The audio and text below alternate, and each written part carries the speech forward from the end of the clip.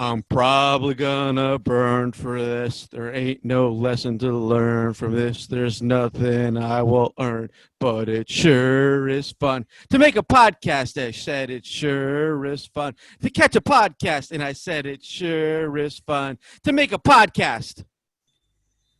All right, Professor.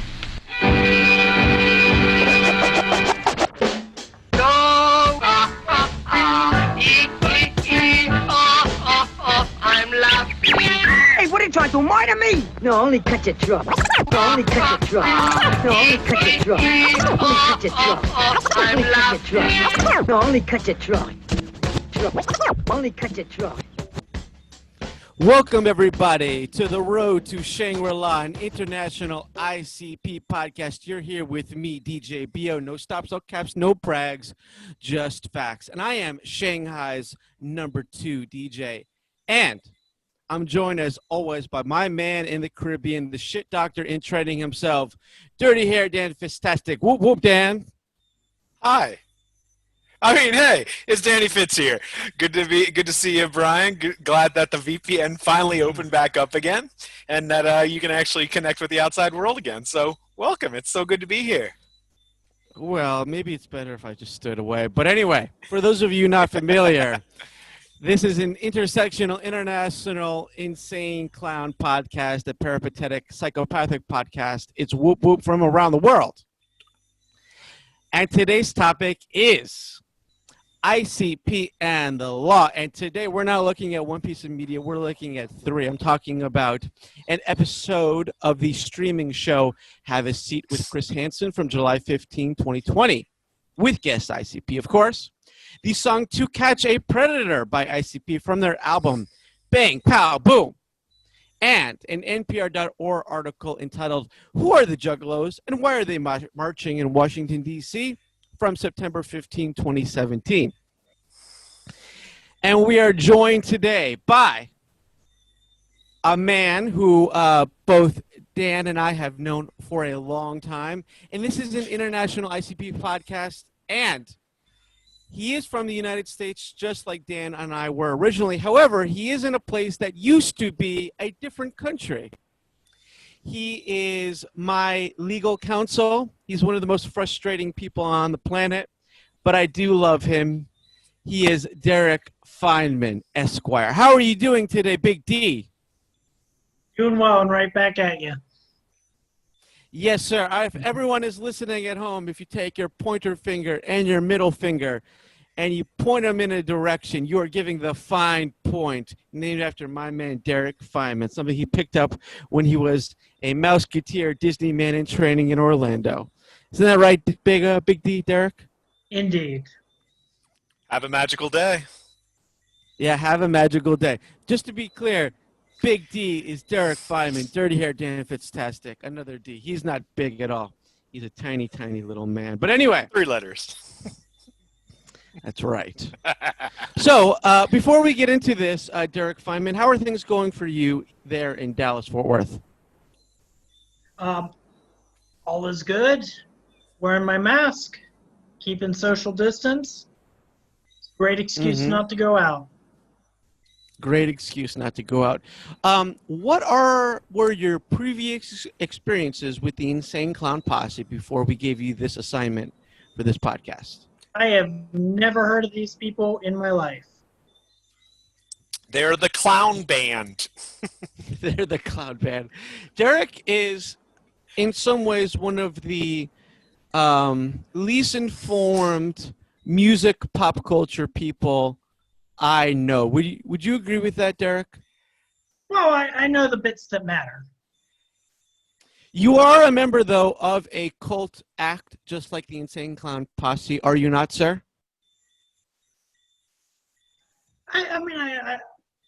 Well, which cult are you referring to? That would be the Parrot Heads. You are a Parrot Head, right? In spirit, I'm not the die-hard fan that you take me for. I just, if there is some good Jimmy Buffett playing, it's good background.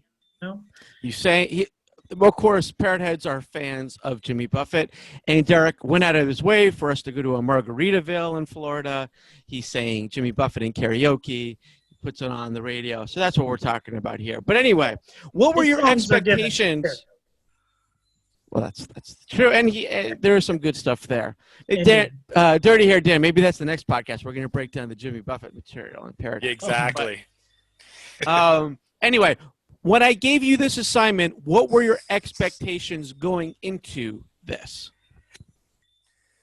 I really had none. You just kind of put a name out in front of me. Never heard of it. Had to look up every bit of it. I really wasn't familiar with the music. I can't say that I've even heard it in passing. Didn't know what a Juggalo gang was or... Oh, watch that word. Watch the G word, Derrick. Oh. Uh-oh. You're a man of the law. Anyway. Come on. And I also... now, one thing I did know, I've heard of Chris Hansen, and we all know the Have the Seat guy, so... Anyway, Big D, other Big D, Dirty Hair Dan Fitztastic. Let's go to Gather Patter. Dan. Gather Patter. So Insane Clown Posse has had another couple of weeks without a huge presence in the news. I will say they are, despite the fact that they decided to cancel the Gathering of the Juggalos, big sad face emoji from me and Brian especially, but they are going back on the road ostensibly in about 4 weeks, hitting the road 4 weeks from today in Indianapolis. We'll see if that happens, but yeah, they have a whole Midwest trip going. In other news, it looks like Whoop Whoop Fago says more flavors are coming in 2021, not just on the power of ICP bringing it to the forefront nationally, but of course the song from last year by Lil Mosey of Blueberry Fago. They're gonna make some new Fago flavors. Look out for that next year. That's about all I got. Slow week for ICP news. Yeah, I would say it's about right here. And so let's look at some of the pop culture from around this time. On a news story from BuzzFeed News on September 16th, 2017, which is the day of the Juggalo March, which is one thing we'll be talking about here, as I mentioned. Google, the world's biggest advertising platform, allows advertisers to specifically target ads to people typing racist and bigoted terms into its search bar, BuzzFeed News has discovered. Not only that, Google will suggest additional racist and bigoted terms once you type some into its ad buying tool. Subsequent to that, Google did address this, but I will mention, Dan, Google was never declared a gang. When you have enough money, you're too big to be a gang when you have that much money. I dig it. What are some albums from this time, Dan?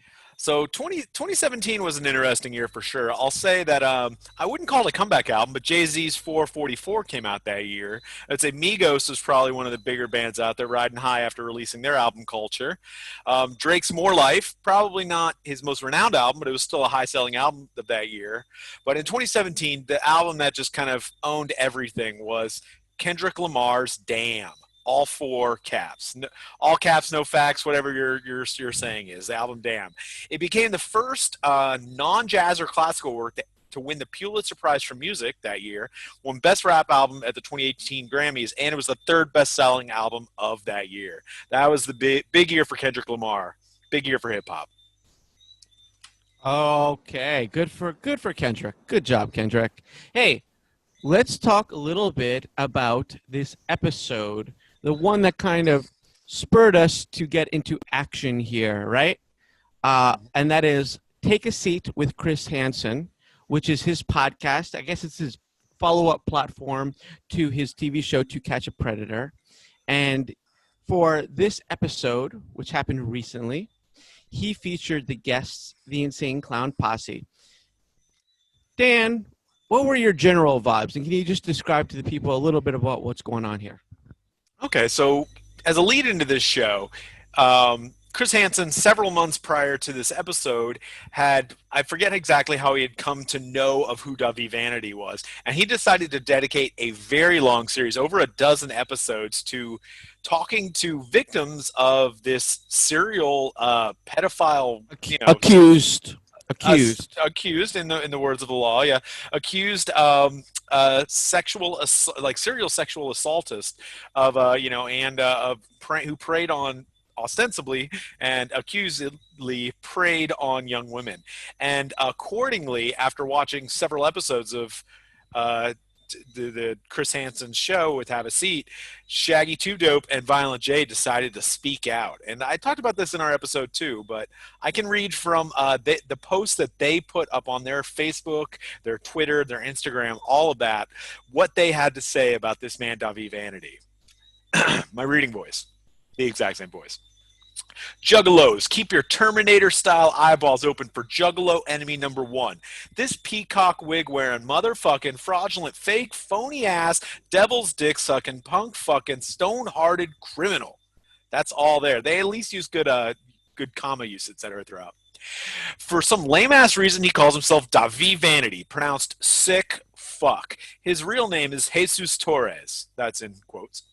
Former vocalist of some bullshit band called Blood on the Dance Floor. Active, free roaming, unconvicted, fucking all caps pedophile. Out here, free roaming pedophile. Look him up now. If you spot this free roaming beast out in public somewhere, you know what to do. Pick up a heavy object and inflict necessary beatdown. Just make sure it's the correct guy first and not some totally innocent peacock wig wearing fucking fool. Signed, Violent J. I see. And you did mention it very briefly, but he was the lead singer in a band called Blood on the Dance Floor and has since released solo material. I have a lot to say about this. I'm trying not just to go off the handle here. So Dan, what were your general feelings? The word that immediately pops to mind before I had listened to the episode at all is incitement. This is what you call incitement to violence. I don't know. We'll let the lawyer talk about this one a little bit. But that was my first thought, is like, you know, their music, you can you may be able to say one thing or another about whether they're liable for any of the things that they've been blamed for, but that felt like the big 10-letter word there of incitement in the eyes of the law. What do you think about this, Derrick Feinman? What was your insight? Just a general summary of how you felt about this going into this. I would agree. I understand how you would get incitement to that. In fact, I believe in most countries, in most places around the world, that would certainly fall under incitement. Here in the U.S., however, that is an extremely high bar to cross over. So a William bar. That's a low bar. That's a low and wide bar. That's so the almost it would be really hard to get to that level of criminal incitement from there. Even though I totally like it, it definitely is a very provoking phrase, a very provoking sentence. Fair enough. So, Brian, what are your thoughts on this before we really go into I fucking hated it. I hated just about every second of it. I hated it on multiple levels. I hate the idea of this show. I don't like the idea of the prosecution of a guy in the form of a fucking YouTube show streaming episode. I have so many issues about this. First of all, what I think they should call this show is, instead of Celebrity Apprentice, which is off the air, they should call this show Celebrity Presumed Rapist. Because the idea of bringing in famous people to talk about a subject of which they are no experts, of which they can offer no insight. They are citizens of the United States, but they really particularly have no knowledge of what's going on here. And that takes us to, within the first minute of this show pissing me off, Dan, can you go to the audio clip of Hansen Investigates? Tonight, we continue our investigation into the Davi Vanity case. What investigation went on into this episode at all on any level? Derrick or Dan? Can anyone help me here? Touche. It was literally just asking them, so what are your thoughts? Should we beat this guy down? Didn't really actually talk to the victim much more than like she probably got 3 minutes of actual airtime in the whole episode, and it was very clear early on. It's like not that interested in actually talking to the victim. It was basically, what does ICP think about themselves? How are you guys doing? Why are you guys so cool? And why should we or should we not? And to what level should we vilify and beat this guy down?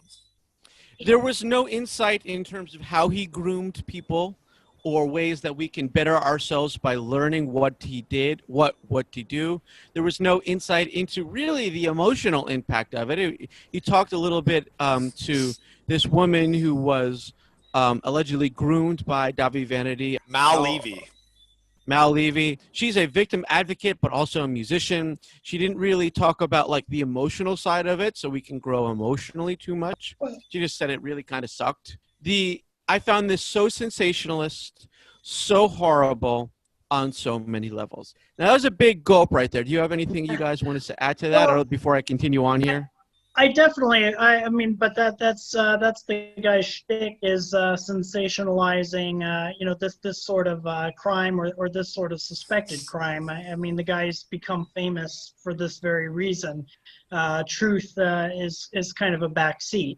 This was not a trier of fact. It was, in fact, I believe that any discussion, even the sort of discussion that you are hoping for, I think it's not even right to have that discussion yet. I think that's a post-conviction sort of deal. I think that's something, once the facts come out that are tried in the court, once the evidence comes out and once there's some public record, because, I mean, when I looked at it, in my opinion, it was all almost slanderous. Yeah, so that's the law, Derrick. That's what I wanted to hear about. It was a bunch of accusations being flung at one person, and really, as a viewer and even as myself, okay, well, there's smoke, there must be some fire there, and so at the end of the day, the show and the people on it published and communicated some information that could very well, and maybe it is an attempt to lure him out with impatience, but that's going to damage his reputation. Well, now, okay, Dan. Sorry, continue. Now, if he were to sue, then you could actually have a trial of the facts underlying it, because they could always assert truth as a defense. And, then we could ultimately have all this playing out within the civil courts, which would probably mess up any criminal prosecution or investigation. So, it's one of those things that Chris Hansen, he's a lot of things he's stuck his hands in have been fantastic for the ratings and great for the shock value, but it hasn't been necessarily good at justice. Okay, we're living in a time of civil unrest where a lot of changes are happening out on the street, where some people call it, like I said, civil unrest. Some people will call it mob rule. We're living in a society where I feel like there's a lot of people who are presumed guilty even though they have not been convicted. So this brings us to an important part of the discussion. Dirty Hair, Dan Fitztastic, can you play the clip, When Is It Okay? When do we get to say, let's get him and take him down? Like, when is it okay? Well, here's the thing. He's actively hurting people. Tonight. Do you hold an opinion about this, Dan? Ooh, I very much come from the perspective of where you do need to listen to the victim. So, and I understand where they're coming from with this show, and I think, but the ironic thing about this is the biggest downside to the show, I feel, was that they actually did very little listening to the actual victim, and so that's what I think is the biggest problem with this. Is I think I don't hold this as much of a slanderous thing as as you all seem to see, I understand from the side of the law where they're slandered would come into this. But what I think was the most interesting part of this, and the part that at least gives it some semblance of, raison d'etre, is that the whole point is Mal Levy being on the show saying, please reach out to me if you feel like you have also had this happen so that we can discuss this and we strengthen our case when we do decide to take this to court. And so I feel like that's the thing that, like you said, that kind of gave it a raison d'etre, which was the saving grace of it. What are your thoughts on that, Derrick? What did you feel as you watched this show about her perspective on it and what she had to say, from the point of view of the law and from the advocacy that she was trying to get? The if and when statement just put up civil flags to me. Really, if you have a case, then it's not really dependent on the case of other people to make your civil case for an assault or battery or harassment or whatever cause of action she might be seeking. As far as the on the criminal side now, that's another thing. I mean, if she's trying to, if she has been to the cops and she's wanting more people to be out for the, I don't know, the FBI to make a better case or whatever, I don't know, but it just screamed sort of a civil thing. Civil being a lawsuit for money, or Sure. or a lawsuit being opened and money to go away. Look, fuck the law for a second. Forget the law. For whatever the legal situation is, I found the tone of this whole thing to be so exploitative. Horribly exploitative. It was one-sided. So, it's one thing for me to say, well, hey, more likely than not, man, it sure seems like it. But then, I have to take a step back and, we've only heard, I mean, basically the guy was broadsided, but there was absolutely no alternative points of view. There were no defenses employed. There was no, let's hear his side of the story, or, let's look at some, video evidence.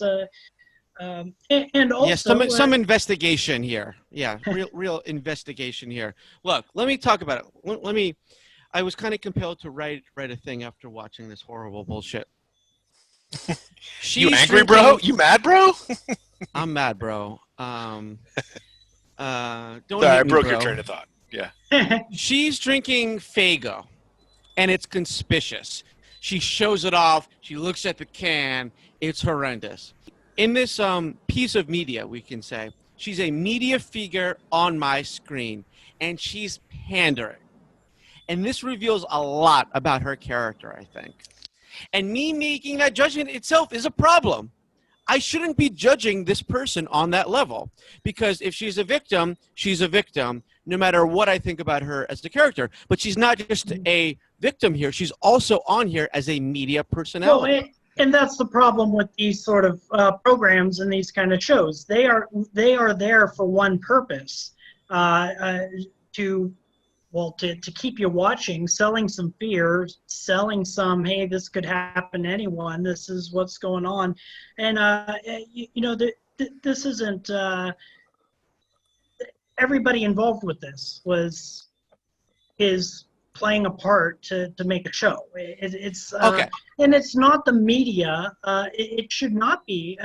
Things like this should not be brought out in these kind of programs. Absolutely.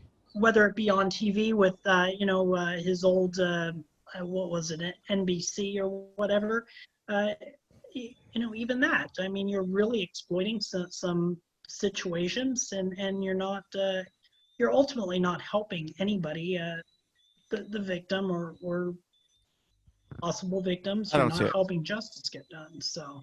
If it was done in a way just to highlight, hey, this is warnings about being groomed or what you might perceive as being groomed, and hearing from a personal story, that'd be one thing. But the fact that this is putting someone in the limelight is problematic on so many levels. Because don't forget, she's also a musician. This is what it's just like. Let me finish my rap here. This thing is being facilitated by someone like Hansen, right? Mm-hmm. This guy who's exploring stuff in the media. And what makes this such a thorny issue is that she's not, her personally, physically, she's not really my type, but she's very sexy, and she's presenting herself as a sexy person. She's wearing red lipstick. She has bleach blonde hair. She's showing off her ample bosom. And I am very comfortable with a woman showing sexuality and enjoying it and being respectful of the situation. But the knowledge that it might be linked to her sexual exploitation from earlier ruins this good, clean sexuality for me. Because even on one level, even if she's using her fucked up situation for good, as members of society, we know that the source of this is pure blackness of childhood exploitation. She's talking about being 14 or 15, and she's used to drinking, and she's going to another city to hang out with this rock star from Blood on the Dance Floor. Her Faygo is blue, her hair is blonde, and this is turning my soul black watching this. Here's part of my take on this is what I think if you want to come out of it with a good thing about this is I feel like I'm happy with how ICP's mind was changed in the whole process. They started off the episode with that. I mean, righteous indignation is exactly what this show is about. And they were brought on and they kind of turned around from being, thinking, we just need to get everybody to come out here and somebody beat his ass. And by the end of the show, they there was definitely a moment where they decided, you know what? We're backing off from the whole incitement thing. And at the end of it, they kind of admit, I think they did a good idea of both Chris Hansen and Mal Levy at it in kind of pushing them away from that and saying, listen, we want justice for this guy. We want him to have his day in court. We don't want this to be a mob rule kind of thing. We want this to be a situation where, he sees his day in court. And you know what? Whatever happens in jail, that's, he goes to jail, and whatever happens in jail is the downstream, not my problem kind of thing, which is a little bit vengeful. But you know what? I will let victims have, revenge fantasies are a big deal in media for a large reason. A lot of people want them.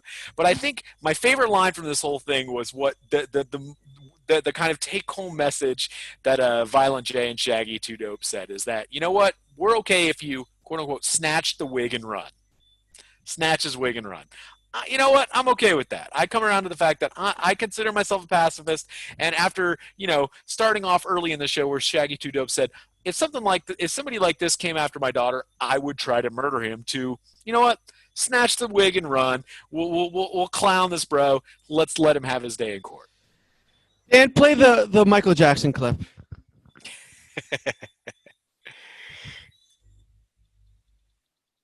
I remember hearing the name Blood on the Dance Floor. Yeah, I've definitely heard of it several before. times because we're huge Michael Jackson fans. So every time I heard Blood on the Dance Floor, I would take note. That's a band, okay, I think they're exploiting that they don't like his music and they don't really care for him as a person, whereas they are big Michael Jackson fans, a guy who had to settle in civil suits about very similar things to what they're talking about right here.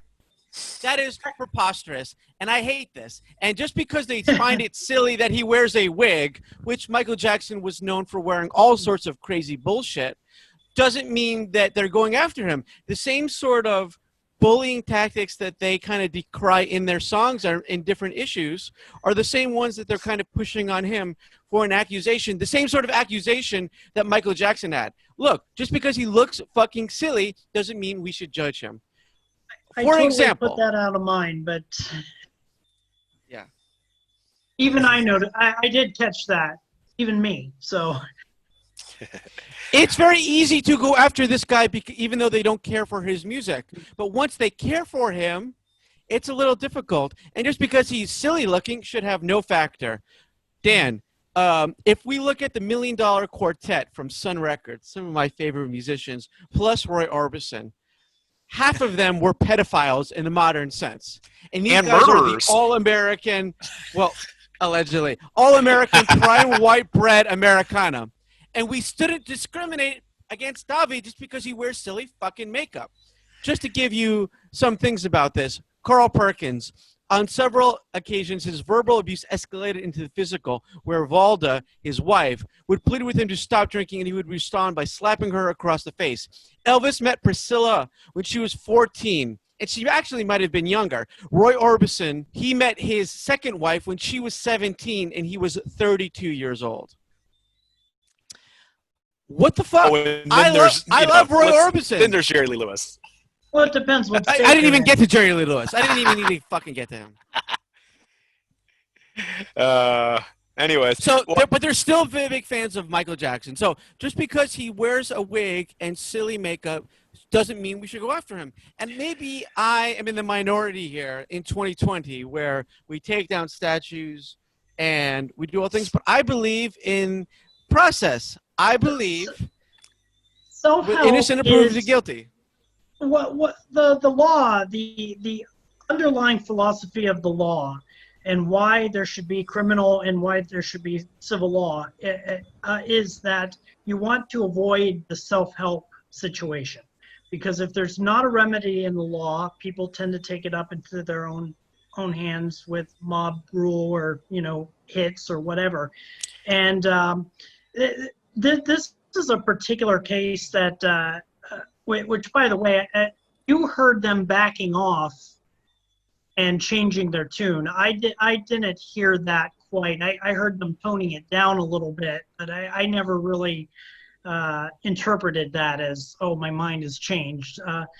And the thing is, with something along these lines, especially in the modern situation, I mean, you've got people on the left and the right. If you try to say or do anything that might even be halfway interpreted as anything involving children, anything along those lines, there's people on both sides want blood. You're going to get dogs. You're going to be attacked. You're going to get those threats. There's a ton of self-help propensity there, and therefore we also see the law really focusing in on this. I mean, we see sting after sting, and we see very harsh punishments. So I don't. It's kind of interesting because I don't see a justification to call to action, because unlike some of the situations that might be arising in the cities where people do not have the law on their side, the law is very much on the side of victims in these cases. So to preempt anything with a call to violence, I think it's just kind of jumping the shark, because there's so many. How many states did they tour in? That's a jurisdiction each. The FBI. You've got all these different prosecutors who probably would love to sink their teeth into the guy if there's a solid case. And hey, even if there isn't, they'd love to lose on that, and maybe help the next prosecutor standing in line waiting to get their own teeth into it. So. Well, just to answer your question, we are talking about all three of our home states, Florida, by the way, in terms of his main area of living and performing. But speaking of the idea of the law as a solution for people in enacting vigilante justice, that's a major theme in the second piece of media that we looked at today. Dan, what did you think of the song "To Catch a Predator"? To Catch a Predator, it's a good piece of ICP music. I as far as ICP goes, I liked it. I can already see your frown on your face. You got to remember, at this point, this is our fourth episode, and so we've been comparing it to early stuff in their career where they're really unpolished. And so once I get to the 20 years into their career, it may not hold up next to that, but it felt like them as ICP in a Catch a Predator episode. I definitely liked it. I thought it was fun. I could play a clip should I play a clip from it at least to give the folks at home an idea of what it is we're talking about? Yeah. Yeah. Here we go. Knocking on my door, a pedophile butt knocker. Come in, have a seat. And then I stroll in with the all-purpose hunting blade straight up his colon. I cut his hands off, he ain't touching nobody. You get the idea. It's basically it's a 5-minute and 22-second revenge fantasy. it's exactly what you want out of ICP, and they deliver. They deliver. It's the new metal kind of vibe they do, and they've done well. And I, for one, enjoyed it. Derrick Feinman, what were your thoughts on the song? I found this song quite charming, frankly. And it's the fantasy thing. This is clearly an issue that, whether or not it's directed against him or, whatever, it's clearly an issue that they feel very, very strongly. It's an issue that a lot of people feel very strongly about. And so, manifesting that through the art is completely logical. And I think I thought it was a really nice journey to go down with them. I can't wait for you to tell your wife, Derrick, that you're a big ICP fan. Yeah, I didn't enjoy it. I feel you liked it. Why didn't you like it? What's your thoughts? That's how you read people here. You're great professor. No, I did not enjoy the song. I found it really needed a key change or some way to knock out the repetition of the song. Violent J's voice for the whole time with very little break was a little much. It could have used a little bit more. I like the little guitar in the background. Mikey Clark did produce this song, but I just don't. I don't like the idea of the show. So kind of turning it into a song where I could try to even look at it from a skillful point of view, I just don't enjoy it on any level. But it wasn't about the show. It was that's true. It was a revenge fantasy inspired by the show. Exactly. And that's where I actually think is that this is a good thing, is because they're coming up with, they're making it their own thing and making it, within they're not inciting violence in their songs. They're telling weird stories and making people laugh. Whereas in To Catch a Predator, he's actually catching predators. And this is very much a revenge fantasy of entrapment, which I was like, whoa, that's way over the line. Whereas this show is just in it for the fun. And I like that about it. And that's what made it, I think, in ironic ways, more innocent. Yeah, I enjoyed the song much, much, much, much more than the podcast.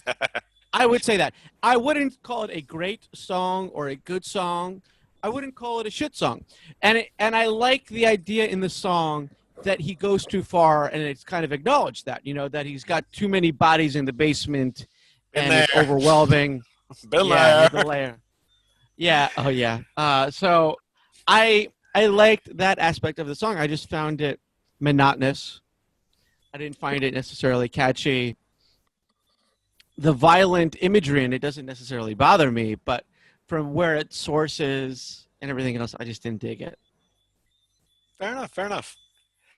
Okay, well, on to I think we should move on to the third part of our show then at this point, which to me is part of the reason that I was really excited to bring on Derrick and to talk about one of probably the most important and interesting things that has happened to the Juggalo universe and to ICP in general. And it has been that day in 2011 when the FBI decided, you know what? Juggalos are a gang. That is pretty. We're about 9 years after. We're almost by the anniversary. Yeah. We just 9 years. Yeah. Yep. So it's been pretty crazy that they have been contending with this for 9 years. But yeah. So where do you guys want to start on this? This is a hard thing to start. Okay. Let's start with a audio clip that I prepared. Dirty Hair Dan Fitztastic. Please go to the official Juggalo March infomercial clip. In 2017, you can be branded a gang member for wearing your favorite band's t-shirt or having their sticker on your car or your bike. In 2017, you can be fired from your government job for being a fan of certain music, even when at home on your own time. In 2017, you can lose custody of your own children just because of the music you listen to. I don't want to lose my parents.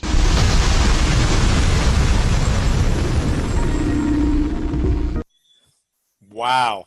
That is the beginning of the official Juggalo March video. Pretty heavy stuff, huh? What are your thoughts on this, Derrick Feinman? Oh man, I have thoughts all over this. Oh boy.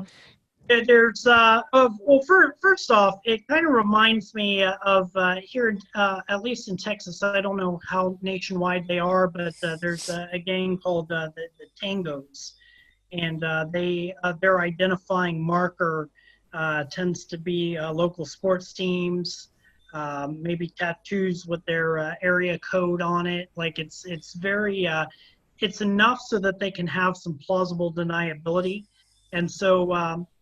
In a way, it kind of reminds me of that, which makes it all the more scarier that a real gang, real bad people could actually use the symbolism, slide in there, and anyway, that was. Well, let's back up for a second. So just to give some context here, the FBI designated the Insane Clown Posse, the Juggalos, a gang, and what that means is that, for example, if you're in the if you want to join the military, they can look at that and say that's an official gang symbol and use that as a free speech exception. Oh, sorry, go for it, Dan. The original intention should be, or at least the way these databases, my understanding, of course, it was like years and years ago, they should be just strictly intel. It should be for the law enforcement agents to actually, okay, I pulled over this person. What do I need to know about them? Or, hey, we have this gang problem. This is the way it's arrayed. But as time has gone by, they have used these databases and they've used people's presence in these databases to deny rights and to use it against people. And in that case, because with an Int'l, if you're just using Int'l, you don't need to tell anybody about that. You don't, it makes no sense to tell anybody about that. So, okay, somebody's name's in there, so what? Nobody needs to care. But can you give some examples of how it's being used? So, for example, I did an appeal on this very topic where a guy was being sentenced for manslaughter. It wasn't a very pretty crime, I grant you, but he was being sentenced, and among the things that came out during the sentencing was that he was in the gang database as a member of such and such gang. So a jury heard that in determining the sentence. In other cases, we've seen immigration, and I barely ever touched that, but I've heard of cases where people have leveraged the gang database designation to that's a separate issue, but with immigration, you could be denied citizenship, you could be denied applications, you could be deported. That could come up during a deportation hearing. I've heard of it being used as leverage by federal and state law enforcement as far as like, hey, you're on this database, we've got, such and such information on you. You want to cooperate with us and be a narc or whatever. And, I've heard of people just kind of having their arms twisted like that. And like you say, job denials, there's a host of things that could come out of this. Let me ask you this, and then about this designation, and then we'll talk about what the march was about more specifically. But Derrick, is there any time where this sort of law is a good thing, a positive force in society from your legal perspective? Well, it's impossible to say that without some amount of personal opinion as well. But I believe that if you are talking about strictly tracking the gangs and tracking cartel activity, then yes, it is very useful for the people that are tasked with tracking that and strategizing law enforcement response. It's very useful for them to have a database and deal with it with themselves and for their own use. But the minute that comes out, and the minute that comes out adversely against someone, I think there is a significant due process issue. not me, a lot of people believe that there is a significant due process issue at play.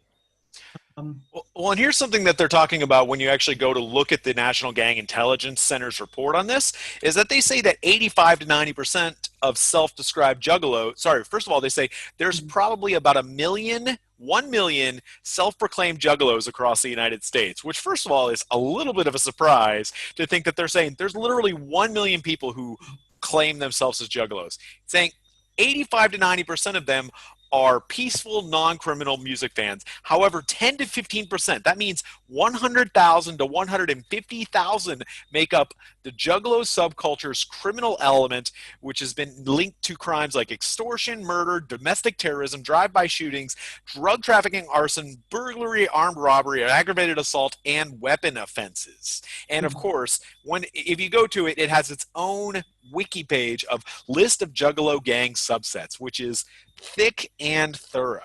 So you can see why this could be, as a fan of music, you could see that the FBI labeling a subsection of your people, but up to 100,000 or more fans, a gang that is actually setting out to create violence. What are your thoughts on that in the eyes of the law, Derrick Feinman? I mean, and unfortunately, I think this is problematic with this is executive discretion, whether it be a gang or a terrorist organization or, I mean, what is that? What draws the line? I mean, you have a very loose definition of what a gang is, and hey, if it fits, okay, we'll designate a gang, and then we'll designate this person a terrorist. We'll designate this person a gangster, and very before dangerous. you know it, and it's a very dangerous thing for the executive or for unnamed people in a lot of these cases to have that kind of power to make those unilateral declarations. And the ironic thing about this is if you actually go look and read the report, there's only 4 crimes that are actually attributed to self-proclaimed juggalos in there. And they are some bad things, but for sure it's only 4 crimes that they cite as here's the kind of things that we can say for sure that people have been arrested for or allegedly have crimes that they have allegedly committed.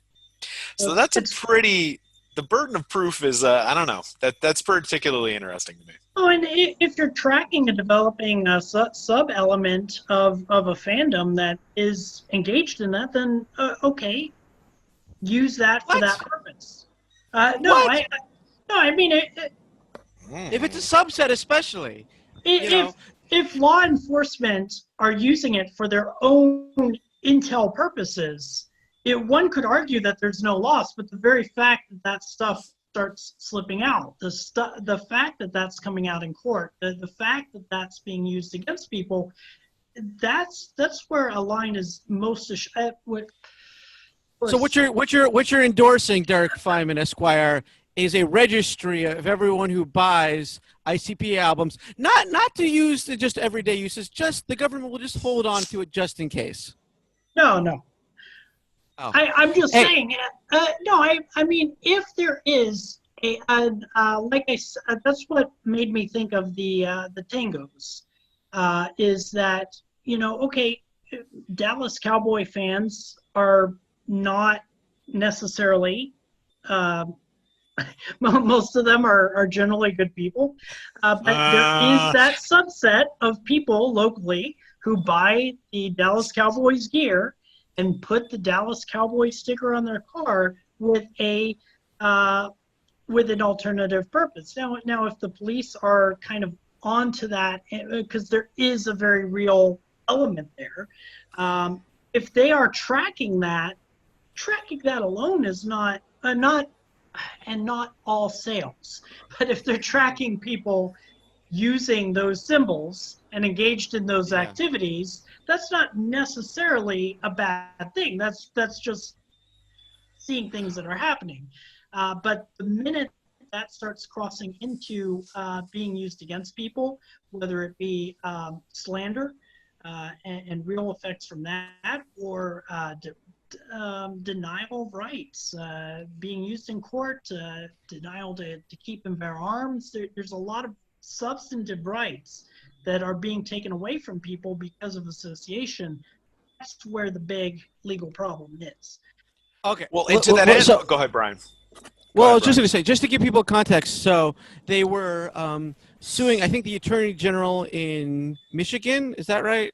To get off the FBI list, they were suing. Yeah, ACLU. Yeah. They filed against the FBI. Against the FBI. Just against the FBI. There you go. Yeah, so they were doing a march to rally people in support of their civil rights cause, so declared, and they did a typical, I don't want to say typical, but a classic March on Washington type event in the Capitol, which was concluded by an ICP concert, but included speeches and a parade and everything else. And they have every reason to be concerned because of all the stuff all the fallout that they stand to face, and because all this stuff is unchecked. So they have every we got to cut this off, Derrick. Let me ask you like this. Are you comfortable with the FBI declaring the Juggalos a gang? Yes or no? No. I think they jumped the shark on it. I mean it. Jump the clown. Jump the hatchet. Yeah. They jumped the elephant on this one. But to this end, it's also, you got to think about the fact that they claim, and possibly rightly so, that it has cost them money because now there are certain, like Hot Topic will no longer stock any Psychopathic Records merchandise in states where Juggalos are considered a gang, and that I believe is 21 states, at least 21 states, and of course on a national level.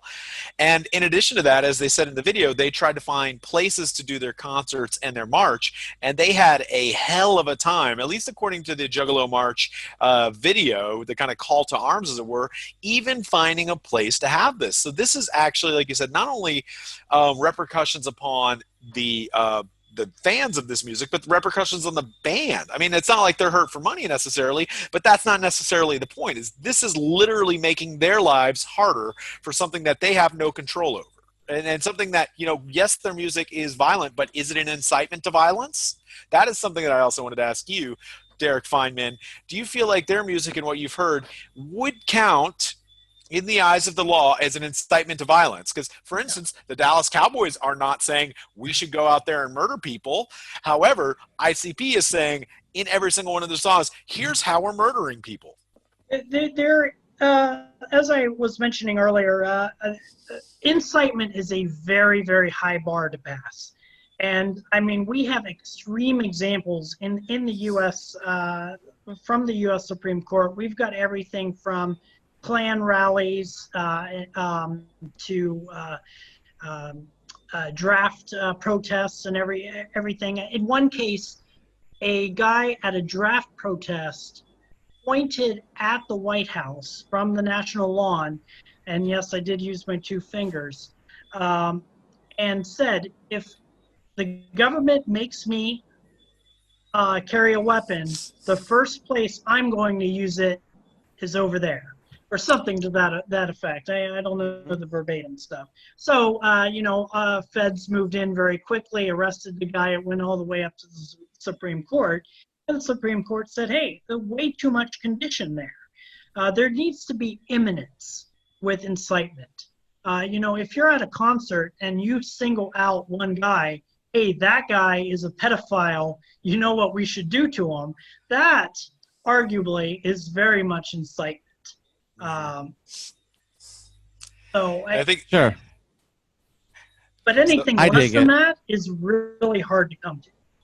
Yeah, I mean, it's fantasy. It's Stephen King. It's everything else. Like if it's just broad, fantastic sort of things, it's not even close to being the sort of incitement. Look, there's so many more issues we can dive into this. We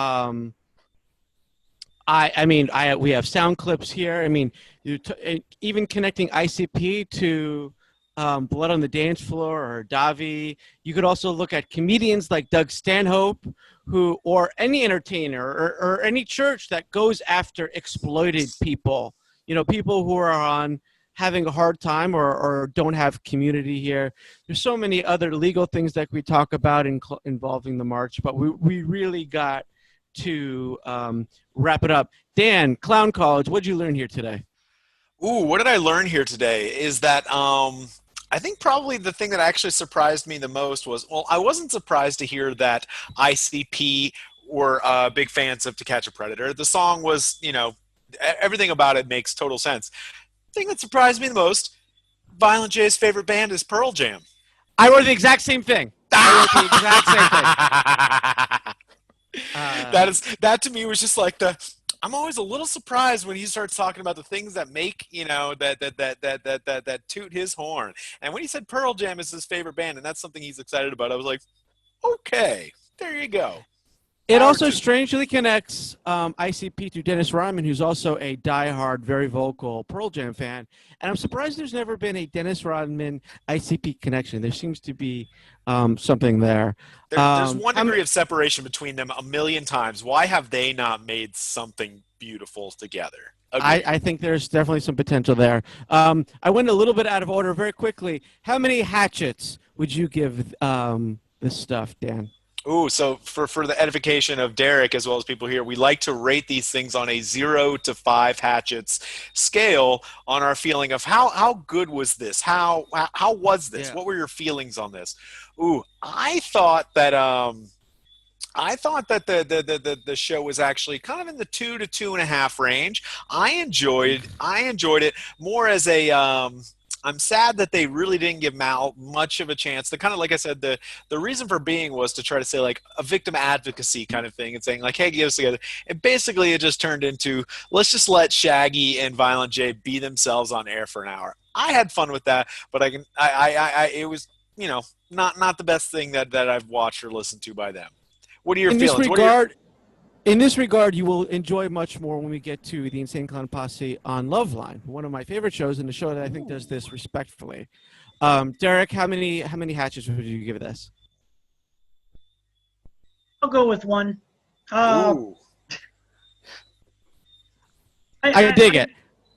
I never liked Chris Hansen, so yeah. I'll give -5 hatchets for Have a Seat. -5 hatchets. I will give +5 hatchets for the idea of ICP working with the Michigan ACLU. I love that idea on so many levels. And I'll just give 2 hatchets out of 5 for the song. Wasn't a complete disaster. Oh, the song was a 4, for sure. Ooh, yeah. You're so full of surprises. Dan, what's the relationship between this and the Decemberists? Go. There's got to be some pedophilia in Decemberist songs. Talk quick. Absolutely. There's a lot of laying women down in, green meads, and discussing story songs about stuff like that. But compared to their other 2012 release around that time, I would say To Catch a Predator was a little bit better than The King is Dead, the previous year's release. Very good for that. I think we also forgot to kind of harken back to why 2017 was the year we picked to start the show with. 2017, of course, was the year of the march. But in addition to that, that was when the U.S. Court of Appeals ruled that the FBI's decision to call Juggalos a gang wasn't a final agency action. So in other words, it wasn't legally binding in any way and therefore couldn't be challenged in court. Thus, the lawsuit that they filed in 2014 with the ACLU was thrown out. I dig it. Could I spin this? I could spin it into a rant. We don't have time for Adapt or Die. Big D, Derrick Feinman, thank you so much for joining us on the show. Do you have anything you want to plug? Actually, I'll plug the ACLU, whether it be this case or multiple others regarding gang databases. They're fighting the good fight around the country. Definitely look at supporting them. Do what you can. And I look forward to seeing you either in Texas or Malaysia, where you might be very soon. We'd like to thank Jillian Logue for the logo. Dan, do you have anything you want to plug, or what's the contact for this pod right here? We, of course, got the road to Shangri-La at gmail.com. We have our Instagram page, the road to Shangri-La. Our Mixcloud account is just because I was an idiot and didn't put didn't put it in there. But that one, sorry. I got that backwards. The Mixcloud is the one. The Mixcloud is the Road to Shangri-La pod. Of course, we do have the YouTube channel, which is the Road to Shangri-La pod as well. But actually, I believe that one doesn't have. I'm not. This very is a good doctor in training right here, everyone. I am This going is to shit be doctor. Quite you. We got a lot of stuff. We'll put the links on the YouTube page so that you can where you're watching this and on the Mixcloud, so that you can follow our presence on the interwebs. I done messed up. We'll try again next week. Anything else you want to plug? Quick. I mean, I got Instagram.com/Grenada Roadies if you want to get the latest on the roadie ratings here in Grenada. And check out Art Gear on YouTube, ARTGER, and in Shanghai, Toujam, TOUJAM. Once again, thank you very much, Big D, Derrick Feinman, giving you the fine point. Goodbye to you, Dirty Hair, Dan Fitztastic, and for me, DJ BO, saying, Dara Otzi. The end. There we go. Not bad, not bad. And then you say, there we go, while it's still playing, you idiot. No, it was done. There we go. Leave it in.